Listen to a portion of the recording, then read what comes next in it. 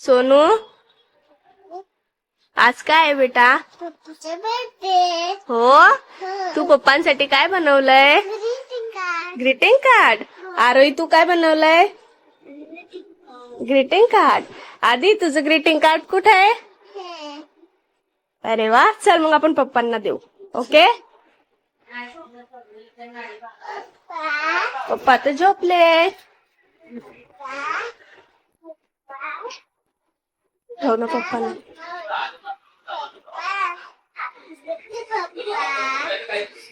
Thank you आती.